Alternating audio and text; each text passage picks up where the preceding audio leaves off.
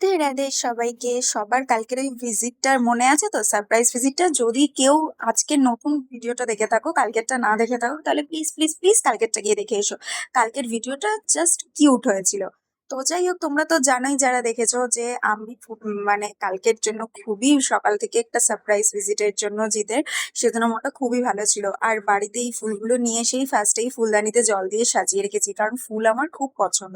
মানে আমার দামি গিফটের থেকেও ফুল পছন্দ। আমাকে যে কেউ ফুল আর একটা কোনো ছোট্ট বেবিকে দেখিয়ে গিফট করে নিতে পারে।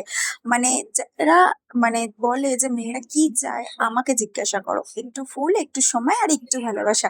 আমি বাকিদের কথা চাই না, তবে আমার ক্যাটাগরির মানুষজনেরা এইটুকুই ভালোবাসে। এটাকে বিয়ার মিনিমাম অনেকেই বলে, তবে হ্যাঁ, আমার এটাই বেশি ভালো লাগে।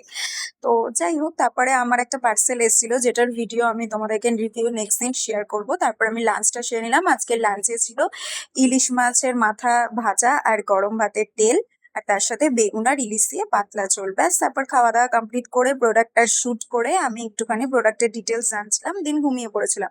হঠাৎ দেখি ইনি একবার সোফার উপরে উঠে বা বেডের উপরে উঠে আমার মাথার উপর একবার করে লাফ দিচ্ছে।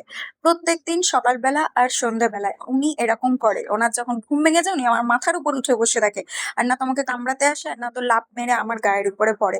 তো চলো আজকের ব্লগটা তো এখানেই শেষ করলাম, একটা ছোট্ট মিনি ব্লগ। এখন আমি আমার ওইটাকে নিয়ে যাচ্ছি চা ফা খাওয়ার পর একটুখানি ছাদে। তো চলো ওর সাথে টাইম স্পেন্ড করি। তোমাদের সাথে আবার একটা সুন্দর ব্লগ দেখা হবে কালকে ঠিক সেম টাইমে। আজকের মতন টাটা।